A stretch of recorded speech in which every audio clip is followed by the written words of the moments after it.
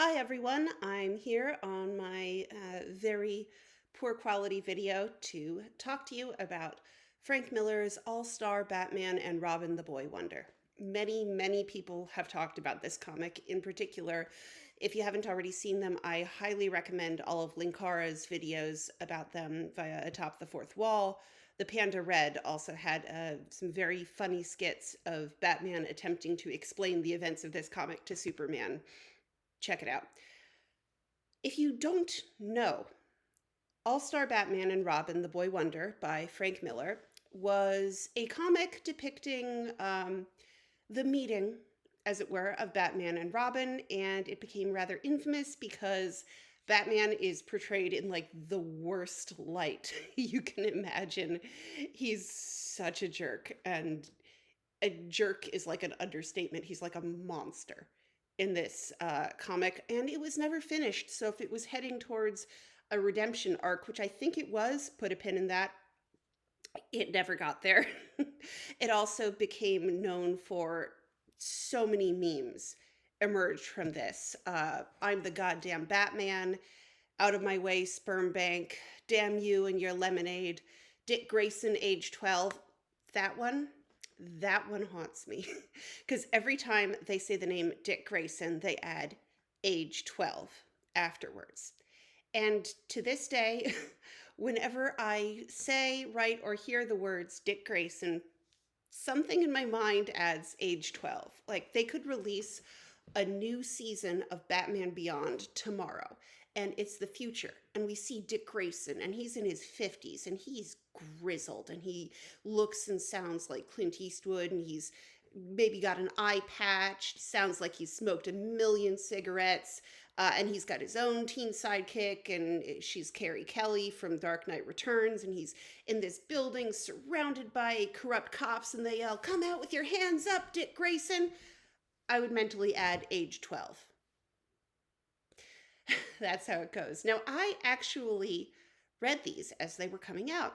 And because back in the day, there were bookstores in train stations. Who can imagine it? Walden Books, I think it was. And I would go there after school, going back home. And I was in Brooklyn, and I would get out there, and I'd sometimes meet my dad after his work, and we'd go get food or something. And I'd wait in the Walden Books, and they sold comics. And they didn't really care that much if you sat down and read them. You know, they had better things to do. And so I read these as they were coming out, and I was going, "What?" And that is the reaction of like 90% of the people who read this comic. And I could just tell you all the funny stuff, but again, first of all, other people have done that better. Again, recommend Linkara, among others. But I want to kind of try and take this seriously, if you can imagine that. So let me talk about these comics from a perspective of someone trying to understand how they came to be like this. What was the point of them? And I'm going to analyze this from a couple different viewpoints. I'm going to talk about Frank Miller. I'm going to talk about film noir. I'm going to talk about pulp fiction. And I'm going to talk about the Bat himself. Now, first of all, I want to state that while I enjoy comics, I am not a buff. I, you know, I read by arcs. There was a while where I kind of tried to keep up with Batman as it was coming out, but then the new 52 happened, and I was kind of grouchy and was like, why do I bother keeping up if they're just going to reboot it every 10 years anyway? So someone will tell me, oh, you got to read the Court of Owls story, or you've got to read Their Dark Designs, and I will get that, either buy it or out of the library, and I will read that. I do not have an encyclopedia knowledge of Batman or DC Comics, etc. So this is all from the perspective of, you know, someone who knows more than someone who's only ever seen like the Nolan movies, but there are people who know more than me. Still, I think I am still qualified to talk about it, at least from an artistic and literary perspective. So let's start by talking about Frank Miller. Now, Frank Miller has become a bit of a joke, but that was not always the case. Frank Miller was a comic writer and artist. He is known for many things. He wrote The Dark Knight Returns, which is credited along with Watchmen, often in kicking off the so called Dark Age of comics, typified by attempting to be darker and more serious. The whole story of the different ages of comics is a lot more complex about that. But that is the simplest possible version of that story I can give you. He's known for that. He also wrote Dark Knight Returns or Strikes Back, which a lot less well regarded.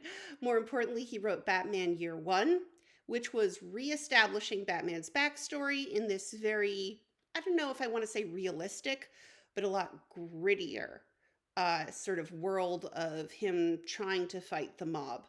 And that would be, in my opinion, improved with The Long Halloween, not written by Miller, written by Loeb, I think. Uh, but if you've seen Batman Begins, if you've seen The Batman with Robert Pattinson, this all comes back to that. The whole Falcone crime family rise and fall, and then wackier supervillains take over. That's that. He also made the controversial decision to have Catwoman, Selena Kyle, have started out as a sex worker. I'm not going to really offer much of an opinion on that because I honestly don't really have strong opinions on it. A lot of people do, one way or another. I will just say that Catwoman has had backstories ranging from murder victim who was brought back to life by cat magic to stewardess who got hit on the head and thought she was a jewel thief. So if you don't like one backstory, there's a lot more to pick from. So I wouldn't get too upset if you don't like it. And if you do like it, then great. Frank Miller, he also wrote, I've never read Daredevil, but he wrote a lot of apparently classic Daredevil stories. And he wrote Sin City. Now, I mentioned film noir before. Before I was into Gothic literature, before I was into role playing games, my first, I wouldn't have called it fandom at the time, but my first media obsession was old movies, film noir in particular. And this is much like the ages of comics themselves.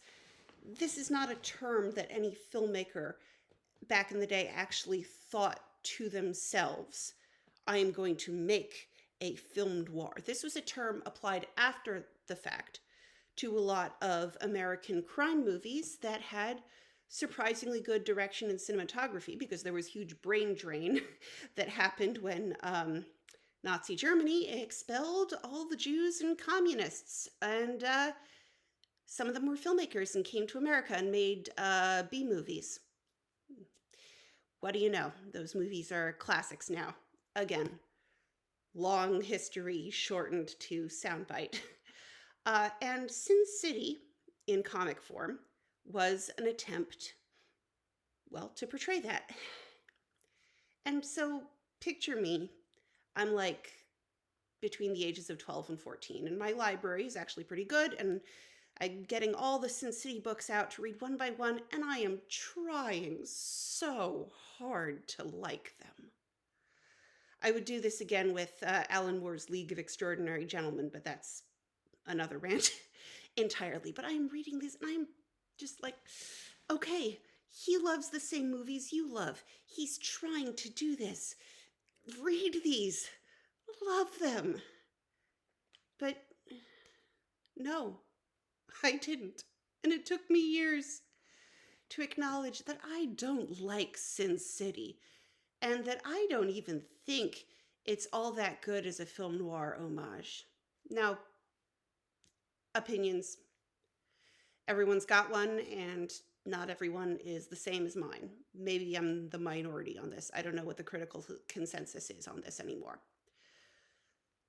But looking back, Sin City is where you see the roots of what would grow into the tree that would be All Star Batman and Robin, which I should mention is usually shortened to the comic Asbar, and I'll call it that going forward.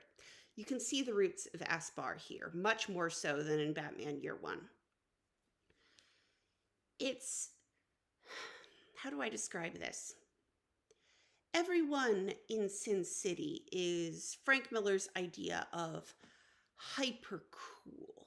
You know, the women are these gorgeous, buxom, uh, femme fatale types. The men are, often kind of ugly, but like grizzled and sort of huge. And they carry big guns and they shoot each other and have sex and they talk about how much they hate the church and I'm going to be the man who kills so and so. And film noir wasn't actually like that. What was like that, though, often was the crime fiction that film noir was derived from. Pulp.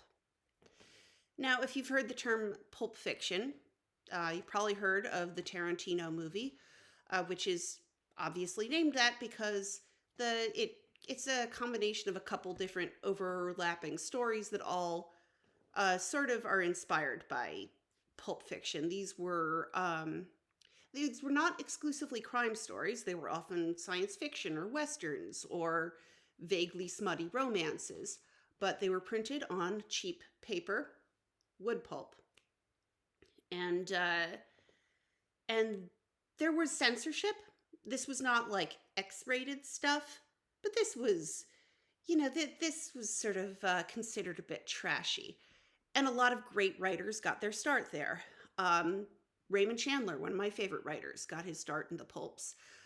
H.P. Lovecraft, whether you like him or not, again, a rant for another day, and his brethren were over in Weird Tales magazine doing science fiction, fantasy, and horror pulp.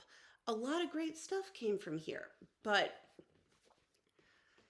it was not in any way subtle. By the way, if you are a horror fan, you might know the term giallo or gialli. This is the same idea, but in Italy. It means yellow, which was the color of this really cheap paper that these books were printed on. And so giallo film or gialli came to be the term for movies that were inspired by this super pulpy, super lurid crime fiction. And these movies are, as a result, they're kind of where the overlap between noir and slasher begins. So, like I said, a lot of great writers got their start in the pulps. We would probably, if we still had the pulps today, we would probably have a much better springboard for young writers getting their start. And there's an author named Mickey Spillane, and there's a character named Mike Hammer. These books, the first one is called I, the Jury. You get exactly what the title says. The private detective decides, my friend was killed. I will be the judge, jury, and executioner. I am going to find the person who killed them, and I am going to render judgment. And that is the sentiment that runs through Sin City, and to a lesser extent, through Frank Miller's fiction in general, and to a comical extent in Asbar. By the way, regarding Mike Hammer, the detective, and Mickey Spillane, the writer, the movie Kiss Me Deadly, which was very loosely based on one of those books, actually was screenwritten by a writer who hated the books. And he is portrayed in such a bad light in that movie. And the ending kind of implies he might be directly responsible for the end of the world in nuclear fire. Watch it. Like I said, film noir, a lot of real gems in there. So back to Frank Miller and film noir and pulp. So that's Sin City. And Sin City is something I want you to keep in mind as context because I think that much more than Frank Miller's other Batman stuff sets some context. That said, in Frank Miller's other Batman stuff, so the Dark Knight rises is or Dark Knight Returns. That's old sad Batman, and the Gotham is a hellhole, and gangs who are vaguely science fiction mutants, or maybe that's just their gimmick, are destroying it.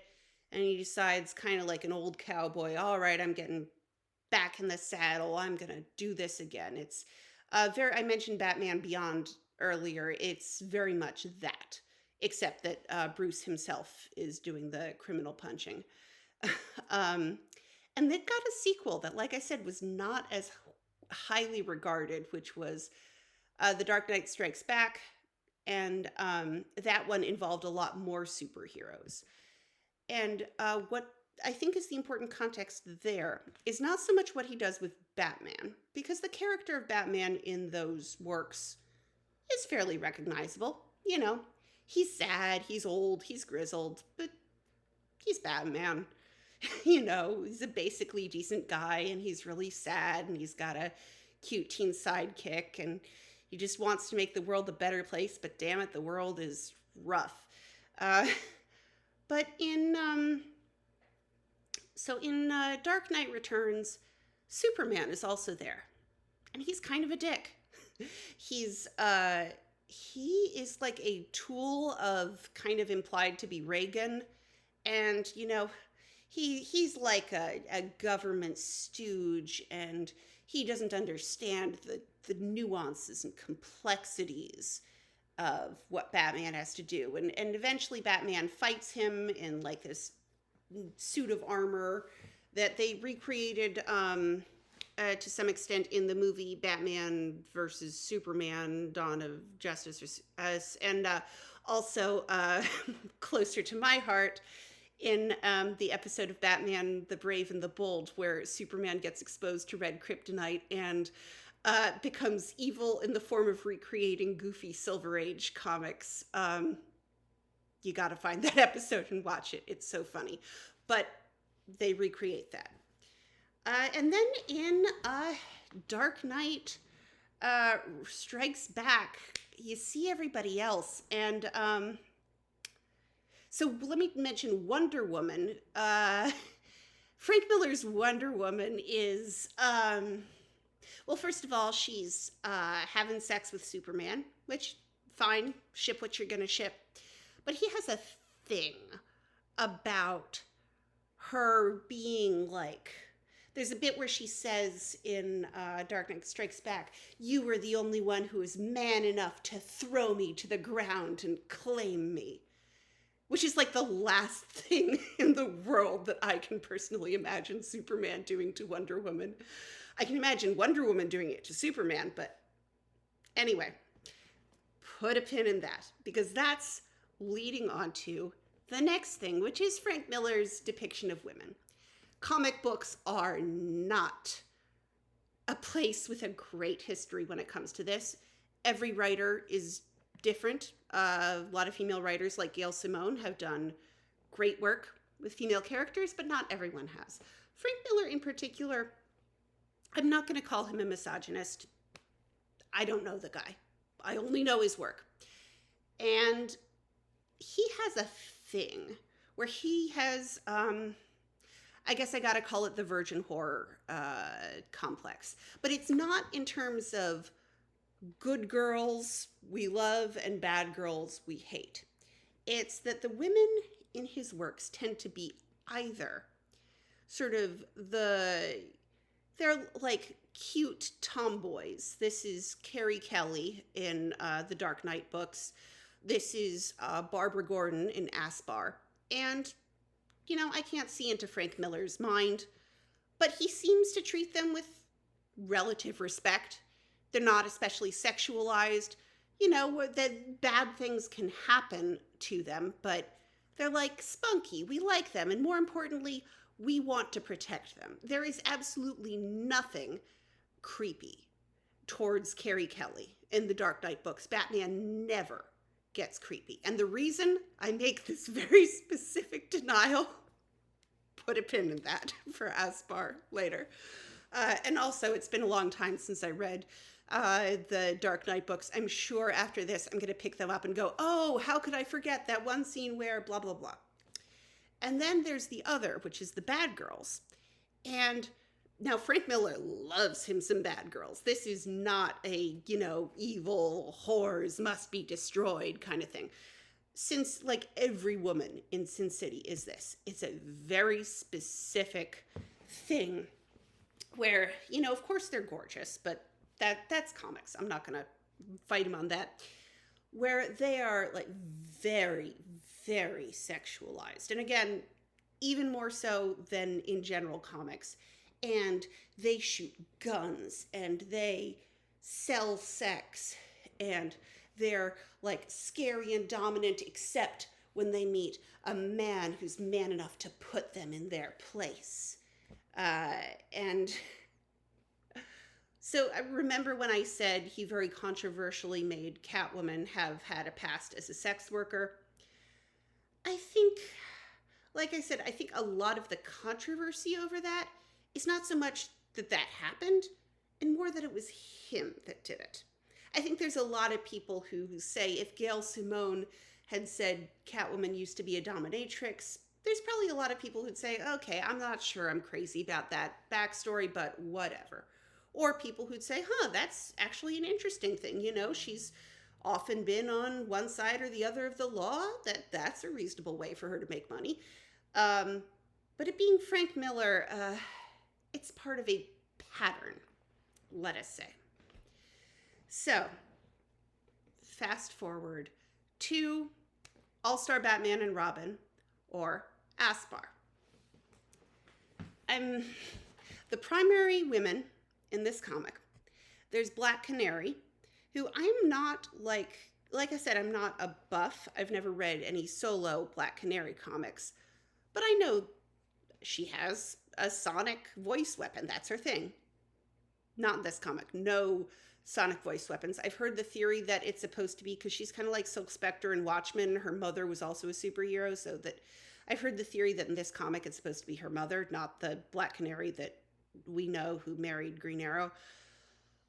Anyway, no superpowers. She is just she's a bartender at kind of this vaguely Hooters dive bar where they dress in like fishnets and masks. And she's being sexually harassed all the time by guys who call her love chunks. Also, she's Irish, like as in from Ireland, not in her ancestry, and has a voice, and people say she talks like a leprechaun. It kind of feels like he had a specific character he wanted to write and decided, just like, okay, this is Black Canary. Sure, why not? But she is very much that. She is sexy, and she wants to like show you that she's sexy, but don't you dare call her love chunks, which, to be fair, don't call anyone love chunks. That's a very stupid thing. And, you know, even if a bartender is sexy, don't sexually harass them. But the important thing is that when she meets Batman, she has sex with him basically immediately. And so did, apparently, though we don't see it, Catwoman, Selena Kyle. This is something like, Selena and I, we did beautiful, dirty things together. So that's some of that. No, I could be just, by the way, blowing all of this off and saying, well, this is the point where Frank Miller loses whatever respect he once had, which is true. After this, he would go on to write Holy Terror, which was originally supposed to have been a Batman comic where he fought Al-Qaeda. And it seems like DC saw what he was writing and said, we're not publishing this as Batman. He maintains that was his decision, that the character he was writing ended up feeling more like Dirty Harry than like Batman, but it's Batman. But basically, Holy Terror, I mean, it's what you hear. He fights Al-Qaeda, and he's very racist and punches a lot of people and says a lot of bad words. And there's a person who's obviously Catwoman who does the same thing, but like sexier. So the reason I bring this up, there's a comic writer I actually really like, Grant Morrison. I have not enjoyed everything they've done. In particular, they're a bit infamous for making Talia al Ghul much more of a villain than sort of previously much more morally ambiguous. But I always find them interesting. And they've said a few times that they actually enjoyed Aspar as in sort of this work of satire way. And that actually gave me pause, because a lot of people will throw around the it's satire line. But if someone who has such an in-depth knowledge of comics and of the process of writing comics and of the process of writing Batman says it, then I think it's worth thinking about. So let me go through the things we don't like about Aspar, not counting it not being finished, because,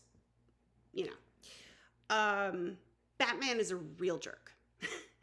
Like I said, that's almost a comical understatement. He outright kidnaps Robin after his parents are murdered. Not just like their ropes in the Acrobat Act cut, they're just shot right there on stage. And he kidnaps Robin, and he drives his car through a bunch of cop cars, probably killing them. And Robin is like, what the hell is this? Who are you? And Batman says, as the meme goes, let's see if I can say this with a straight face. What are you, dense? What are you, retarded or something? I'm the goddamn Batman. And this, by the way, does not impress Dick Grayson, age 12. He then, he's not impressed. He's quite reasonably thinks this guy is crazy, and what the hell is going on? Especially when Batman then throws him in the Batcave and is like, you have to eat rats. You're gonna have to catch the rats and bats and eat them if you want to live. And then Alfred gives him a cheeseburger, and Batman goes, why did you give him a cheeseburger? And Alfred goes, take your hands off me. I am your servant. I am not your slave. And which is a good moment, although I'd have a lot more respect for Alfred in that situation if he, helped Robin escape. And so between what Grant Morrison said and that whole early bit, that is where I think you can start to make the satire argument. So let's talk about Batman as a character. First introduced in the Golden Age, he's a vigilante. He punches a lot of bad guys, and he doesn't use guns, but he will throw a guy off a rooftop, no problem. A lot of Golden Age superheroes will do that. If you've ever seen the riff tracks of the Captain Marvel shorts, he just pitches this guy right off the rooftop. It's hilarious. And so there's been, grim Avenger of the Night, but there's also been cheerful swashbuckler. There's been sort of Silver Age, yeah, sure. Crazy quilts turn the whole city of Gotham into a patchwork, that's just Tuesday. There's the 60s Batman show, which I actually really like. I think Adam West delivers a beautiful performance as exactly the man to do the job of keeping order in a city where just madness reigns supreme. You have sort of dark, again, you've got like gritty noir private detective. You've got like horror movie Lovecraftian protagonist. Batman has been portrayed in a lot of ways, and fundamentally, you always got to come back to this is a man who decided to dress like a bat and go punch some clowns. And you're either on board with it or you're not. You know, if that's just too silly for you, and it is really silly, then you know, Batman's not going to be for everybody. My point is, he's been portrayed in a number of ways, and I think you can make a case for, like, there's something wrong with this guy. The Robert Pattinson movie kind of did that, although they didn't make it be that he's a jerk. They made him much more of sort of this Howard Hughes type recluse who has completely given up on having any kind of life outside of Batman. Like, he probably doesn't even leave the house if he's not being Batman or otherwise absolutely forced to. Selena Kyle might be the first time he's talked to a girl since he was 10. Alfred is the only person who's ever had a meaningful conversation with him. So you can make a case, I think, for saying this is a story of a very messed up, angry man who took a traumatized child and said, you're going to grow up exactly like me. And you can make a case for that. You can make a case for him being kind of a bad guy. Or as I think was happening, you can make a case for him starting out from this place of anger and hatred, and then possibly over the course of becoming a parent to Dick Grayson, age 12, maybe becoming a better person. And I think it is not impossible that was Frank Miller's intention. But between the fact that it never reached that ending where he goes, oh, wow, I have been a real jerk about this. I should probably tone this back a little bit. If that was his intention, we never saw it. The other thing is just that Batman, a bunch of guys are smuggling bleach and he lights them on fire. Those guys are dead. Running through the cop cars, kidnapping the kid, trying to force him to eat rats, like screaming slurs at everybody. He calls Wonder Woman the Wicked Witch of Lesbos Island. That brings me to the other point. Everybody in this comic is so over the top. Wonder Woman is the reason he calls her that. She has this thing of hating men, which evil versions of Wonder Woman often tend to portray her like this. And she's like, as she's sort of stalking through the streets, she pushes this guy aside and goes, out of my way, sperm bank. And then she's mean to everyone else in the Justice League. And then, like, Superman hits her and she makes out with him because exactly what I was saying during the Frank Miller part. And Superman is still sort of, he's exactly the way he is in the Dark Knight books. And that's where I get the problem with calling this satire. Because Superman is still this, he's like sort of he's like a Boy Scout with like a tyrant inside. And just like, oh, I can't believe Batman is breaking the rules and being a bad boy. That makes me want to go evil, Green Lantern, Hal Jordan, is like also portrayed as an idiot. And I don't know Hal Jordan all that well, so I'm not going to try and argue if that is or isn't accurate. But like Batman comments, that idiot, if I had that ring, the things I'd do with it. And that again leads into the aha, you can say he's being a jerk on purpose. But he's never proven wrong. Hal Jordan is portrayed as an idiot. The damn you and your lemonade thing is he confronts Batman, and Batman has painted this whole house yellow. Robin helped. Who's at that point decided, the hell with it. I'm on board with the goddamn Batman. And they hand him a glass of lemonade to taunt him. Damn you and your lemonade. That's another of the memes. So that's the thing.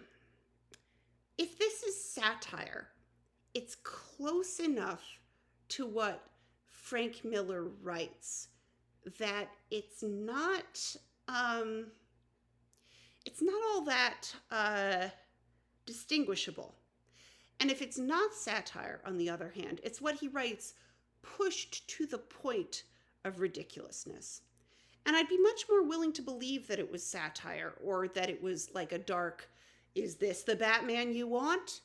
Take a look at what that would be like if he hadn't then written Holy Terror, which is exactly the same thing but with a lot more racism. And I will get out of the way. I was a New Yorker when 9/11 happened. So, a lot of us thought, oh my God, it's going to be war forever, us against them, terror every day. And yet somehow I didn't write Holy Terror, so doesn't excuse him. So here's, I think, my ultimate conclusion. There is an area in between satire and totally serious. That area is pulp, and that area might also be called trolling. And what I think his intention was that this was going to be deliberately over the top. But I don't think he intended people to laugh. I can't prove this. What it seems like to me is that he put this stuff out, and you were supposed to think that, Batman's being kind of a jerk, but, this'll evolve. But when people saw the line, the goddamn Batman, and just thought it was the funniest thing they'd ever read, well, then he doubled down on it. Then the line, the goddamn Batman, just keeps showing up back and forth throughout the remainder of the story. I think this is a challenge to the reader. Can you take this? And there are other writers who have done that. I mentioned pulp before. Tarantino has kind of made his whole career out of asking the audience, can you take this? Oh, you like Sam Jackson saying badass things and kicking the asses of bad people. Okay, here's Hateful Eight. Hear him tell the story of the way he killed this guy's son, and listen to the juicy details of that story. How you feeling now? So I think that's what he's doing. But I don't think we're supposed to see Batman as a monster. All of this turns back to the question of what do we want Batman to be? There's a writer I like, Susie Bright. She does a lot of feminist writing, and she also wrote, rather controversially, about porn, reviewing porn, etc. And I recall her saying that she's always asked, why are porn movies so bad? And that she tends to respond, how good do you want them to be? So that's kind of Aspar. That's how good do you really want Batman to be? If that makes any sense. So I guess in conclusion, I think you can see here this is blown up problems that were already extant in Frank Miller's work. But I do think he was attempting to do something intentionally provocative. I think he intended, what's the Always Sunny bit about the night man? Laughs are easy. I'm going for gasps. I think he was going for gasps, not laughs. And then at some point, when that was just not the reader response, well, he gave up on this and wrote Holy Terror and, continued his descent from a respected, if controversial writer into laughingstock. So I actually do recommend not necessarily reading it, watching the Linkara videos or looking up this stuff, because I think this is not just everything wrong with Frank Miller, but I think it is worth it to think, if you're a Batman fan looking at this, how dark do I really want Batman to be? Anyway, that's my ramble. Hope you found it thought-provoking.